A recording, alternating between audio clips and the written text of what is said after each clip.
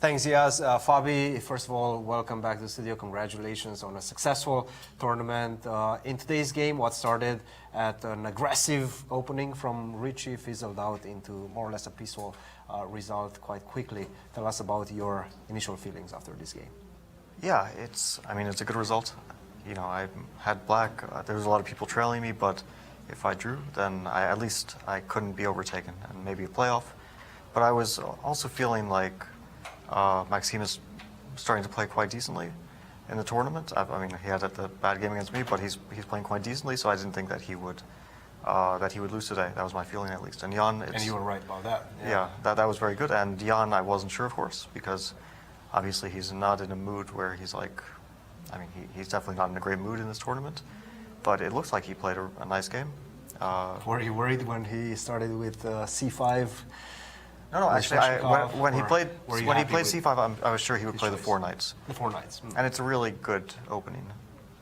It's also like a drawing opening. I mean, it's a like you can play the Petrov, but like he plays, of course, but it's no worse in terms of if you want to like play a very solid game. Yeah. And okay, so I mean Richie played a line that Ding played, so I was hesitating because there's Bishop B4 here. And Jan played Bishop C5 in the match. Yeah, which we know it's not the most optimal move, probably. No, it's a good move. It equalizes. I think like it's the top line. If you leave like really powerful engine running for a while, it's basically a forced draw. Yeah. But I was just curious what they had prepared against Bishop A5, so I decided to play it. I was like hesitating a bit here because both moves I know are quite decent, but this one is much sharper. Actually, this was like first played against me by Magnus in 2019. Yeah. And I didn't know what to do then, but I found the right way. And I think he played Bishop D3 here. I mean, this was the game, something like this. I think Queen E3, and I forgot it. Bishop C6, I think I played. Mm-hmm.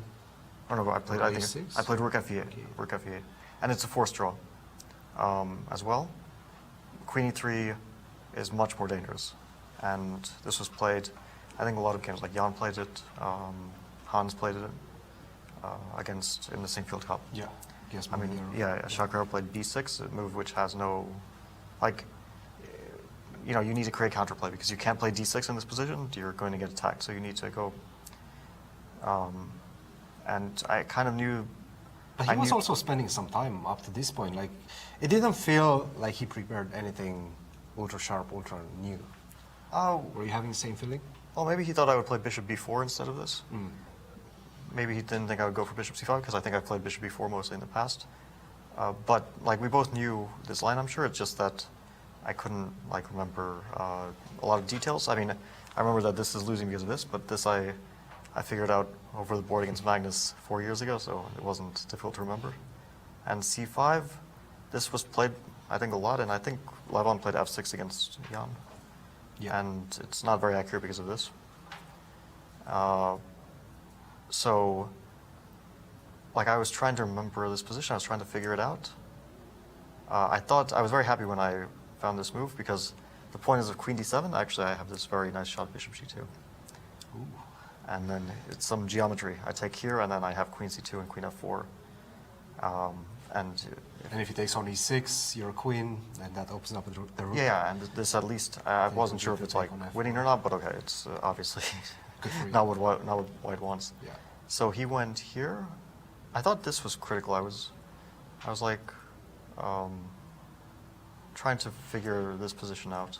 And I think this is what the engine was recommending as well. Yeah, I was going to play F6. Try to go quick for the. The point is he kind of wants an endgame. But he doesn't really get it in time.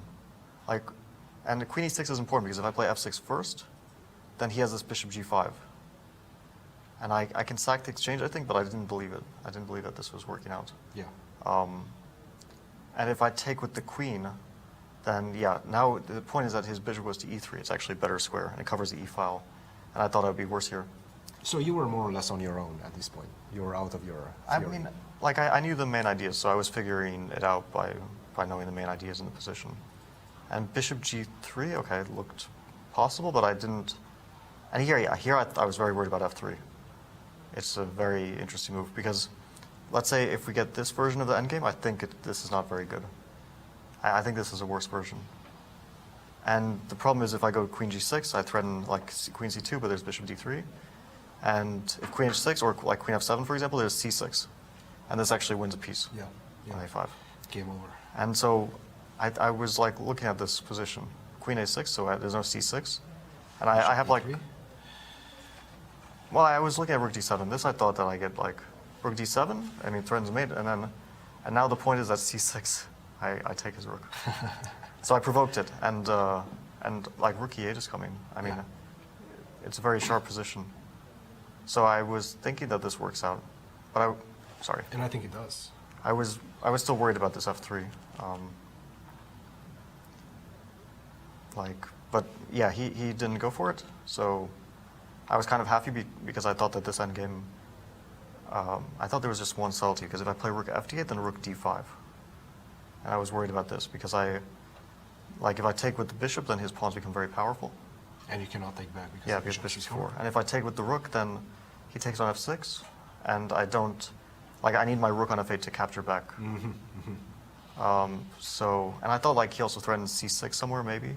So I was worried about this one, and that's why I played rook here. And now if here, I just take with the rook, and take, rook takes, and yeah, I wasn't worried about this position. I thought it's just a draw. Lots of details, seems to have been calculated quite correctly. Yeah, and here I was maybe... Were you still worried at this point, or were No, you actually playing for I thought every move is a draw. I wasn't really playing for a win. I mean, maybe I should have done this. Maybe it was a little bit dangerous, this one. But yeah, his king can run to a4, which is... But maybe I should have gone for it. And he has an only path. I didn't realize that it's so... King b5. Yeah, I actually didn't realize this. I probably should have spent a bit more time. I might have tried this one, but I would have also be worried, because here his king goes to a6, I guess, all the way. And his king could start to capture some pawns. Some problems, Okay, I saw this was just a draw, and I mean... Why not take it at this point? The strategy has been clear from the beginning. I mean, I would have been so tempted if I saw this bishop before, but only Richie mentioned it after the game that he was worried about it. But then I wonder, he actually said f3 bishop c6. That's what he mentioned. And if I get bishop a4, then my pawn is super strong. So the point being that he cannot take because you just give a check and now you have bishop a4, is that? Well, if he goes to a2, bishop c3, I think. And if he goes to c2? Then bishop probably a4. his king starts to get hunted. Yeah. Although I don't know if it's really bad for white or not. But yeah, I think that he should have tried to f3 here. I think it's a much better try. Yeah. Probably he was kind of familiar with this position, but not.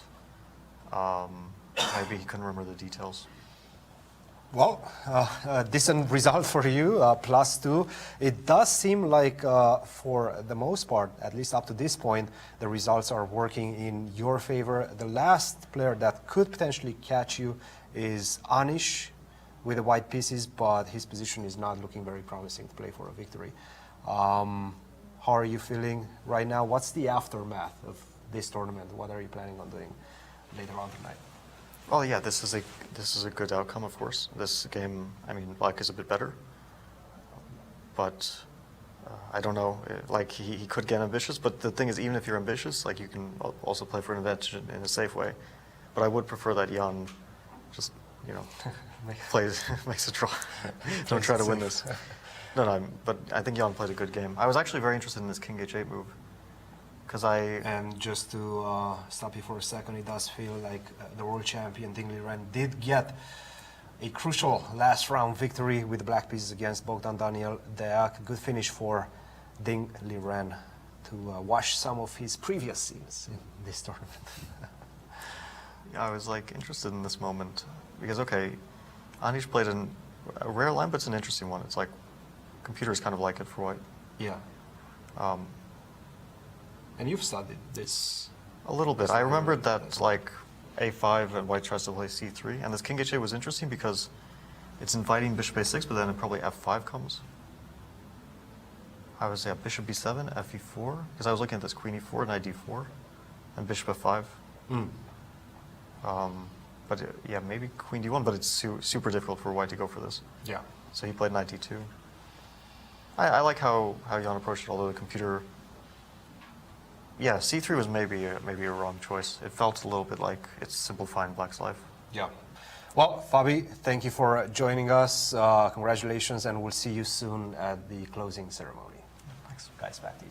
Thank you, Christian, and our congratulations.